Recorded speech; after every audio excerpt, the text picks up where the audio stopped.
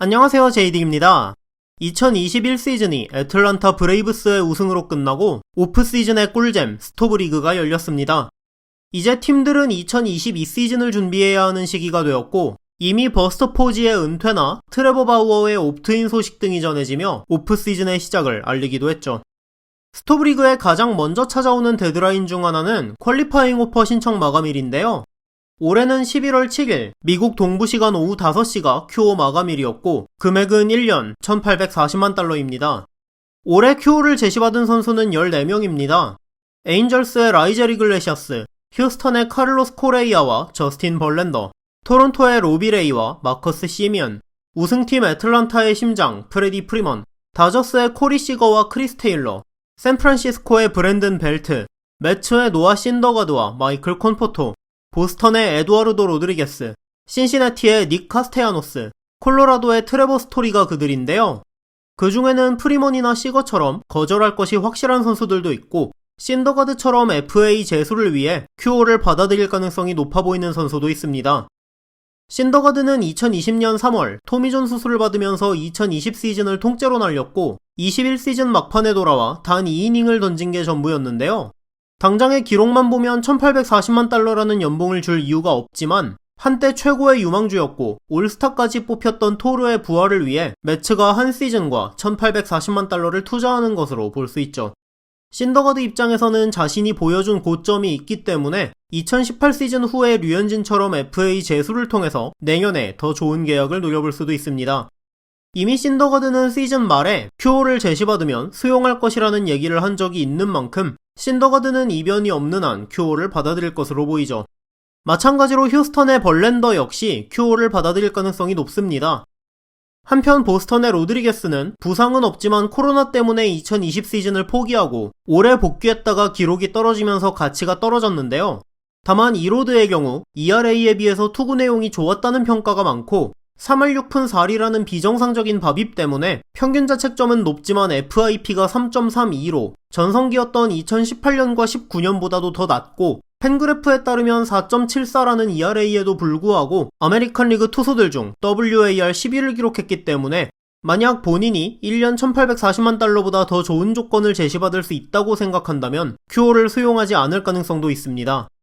반면 퀄리파잉 오퍼 자격이 있었지만 제시받지 못한 선수들로는 마크 캐나, 스티븐 매츠, 아비사일 가르시아, 클레이튼 커쇼, 앤서니 디스클라파니, 알렉스 우드, 타미 팸, 존 그레이, 마이클 피네다, 앤드럴튼 시몬스, 카를로스 로돈 등이 있는데요. 이들 중 캐나나 가르시아처럼 큐오 가능성이 없던 선수들은 넘어가더라도 커쇼, 디스클라파니, 그레이, 로돈 등이 큐오를 제시받지 못한 건 화제가 되고 있습니다. 개인적으로 커쇼는 10월 정규 시즌 마지막 등판에서 다시 팔꿈치 부상을 당한 게 너무 크다고 생각합니다. 올해 부상으로 많은 결장이 있었지만 적어도 정규 시즌 막판과 포시에서 이름값을 해줬다면 큐오 정도는 충분히 제시받았을 것으로 봤는데 다시 부상을 당하면서 이제 다저스 입장에서는 1840만 달러를 커쇼에게 제시하기가 힘들어졌습니다. 정확히 말하면 안 한다기보다는 못한다에 가까운 상황인데요. 바우어의 옵트인으로 11월 8일 현재 2022 시즌 다저스의 사치세 여유 금액은 4천만 달러입니다. 그 돈으로 크리스 테일러도 잡아야 하고 시거도 잡아야 하고 시거를 못 잡으면 이루수를 영입해야 하며 선발 최소 2명 이상, 벤치, 불펜 보강까지 해야 하는 다저스는 커쇼에게 큐오를 제시했다가 받아들이면 남은 금액의 반을 팔꿈치를 2번 연속으로 부상당한 30대 중반의 투수에게 쓰는 건데요. 다음 시즌 사치세도 거의 확정인 다저스에게는 1840만 달러 이상으로 불어날 사치세까지 커쇼에게 투자하는 셈이죠.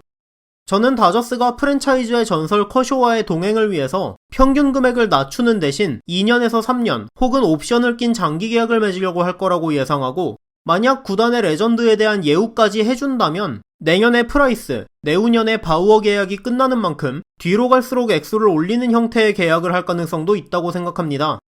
만일 커쇼의 고향팀이자 영입 루머가 있던 텍사스나 부상이나 노쇠화로 기량 떨어진 30대 선수들에게 오버페이하는 게 취미인 아랫동네 어떤 팀 같은 다른 구단이 큐오 금액 못지 않은 혹은 그 이상의 연봉으로 단연 계약을 제시한다면 다저스와 커쇼의 동행은 여기서 끝날 거라고 예상합니다. 다저스 셀러리 상황상 그 금액을 감당하기도 힘들고 현재 커쇼의 기량이나 나이, 최근의 부상 전력으로 봤을 때 작년의 바우어처럼 천문학적인 사치세를 각오하고 대형 계약을 맺을 가치는 없다고 판단할 가능성이 높기 때문이죠. 10월 재부상 이후로 큐어 가능성이 낮아 보였던 커쇼보다 개인적으로 퀄리파잉 오퍼를 제시받지 못한 게 놀라웠던 선수는 디스클라파니와 로돈인데요. 두 선수 모두 올해가 커리어 하이였고 1년 1840만 달러 이상은 받고도 남을 만한 기록을 남긴 데다 타 팀이 영입할 가능성도 높은 선수들이라 보상픽을 위해서라도 큐어를 제시할 것으로 보였는데 그러지 않았습니다. 특히 로돈은 시삭스 프랜차이즈고 나이도 28세밖에 되지 않았고 올해 13승 5패, ERA 2.37을 기록하면서 투구 내용도 압도적이었기 때문에 더 의외라는 평가가 많습니다. 내구성에 문제가 있는 선수이기는 하지만 어차피 큐어는 1년 계약이기 때문에 리스크도 적고 만약 잡을 생각이 없다고 해도 로돈 정도 매물이라면 타팀이 영입해갈 가능성이 높았기 때문에 더 의외였습니다. 시삭스 입장에서 생각해보자면 사치셀 라인까지 약 2,600만 달러밖에 남지 않은 시삭스가 로돈이 큐어를 받아들일 경우 오프시즌에 몇몇 추가 영입이 있다면 2022 시즌 사치셀을 내야 할 것이 유력해지는데 윈나우를 외치고 있기는 하지만 만약 시삭스가 본인들 전력이 사치세까지 감소해가면서 달릴 만큼 우승에 가깝지 않다고 판단했다면 셀러리 절감을 위한 결정이었다고 해석할 수는 있을 것 같습니다. 또한 콜로라도는 존 그레이에게 큐어를 제시하지 않았는데요. 그레이가 스탯만 보면 오퍼를 받지 않은 게 그렇게 놀라워 보이지 않지만 그레이는 뛰어난 구위와 소속팀 때문에 메이저리그에서 대표적으로 스탯에 비해 여러 구단의 평가가 높은 선수입니다. 때문에 콜로라도가 시즌을 망친 지난 3년 내내 트레이드 데드라인 때 트레이드 루머가 있었는데요. 콜로라도는 그 기간 내내 그레이를 트레이드하지 않았고 연장 계약도 하지 않았고 올해 큐어조차 제시하지 않으면서 그레이를 아무 보상 없이 잃게 되었습니다. 제프 파산 기자 역시 커쇼, 로돈, 디스클라파니 등을 놔두고 큐어를 제시받지 못한 선수들 중 자기에게 가장 놀라웠던 선수로 그레이를 뽑았는데요. 프랜차이즈 최고의 선수 아레나도를 연봉 보조까지 해가면서 트레이드한 데 이어 트레버 스토리를 데드라인에 트레이드하지 않고 2개월 더 데리고 있는 게 낫겠다고 판단했고 매년 트레이드 오퍼가 있었던 그레이를 그냥 걸어서 나가게 만드는 콜로라도 프런트를 보면서 메이저리그 팬들은 이런 반응들을 보이고 있습니다. 이제 퀄리파잉 오퍼를 받은 선수들은 11월 17일까지 열흘간 수락할지 말지를 결정할 수 있습니다.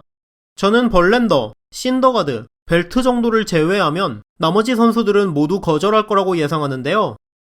지난 시즌 2억 달러 계약을 원한다는 얘기가 있었지만 올 시즌을 망친 콘포토의 경우 FA 제소를 노릴 수도 있을 거라고 생각했는데 얼마 전 여전히 본인은 큐어를 받을 생각이 없으며 시장에 나가고 싶어 한다는 기사가 있었기 때문에 매체에 잔류하기는 어려울 것으로 보입니다. 퀄리파잉 오퍼를 받은 선수들 중 오퍼를 수락해 원소속팀과 1년 더 함께할 선수들로는 누가 있을까요? 2010년대 최고의 투수이자 다저스의 레전드인 커쇼의 오프시즌은 과연 어떻게 될까요? 오늘 영상 여기까지였습니다. 시청해주셔서 감사합니다.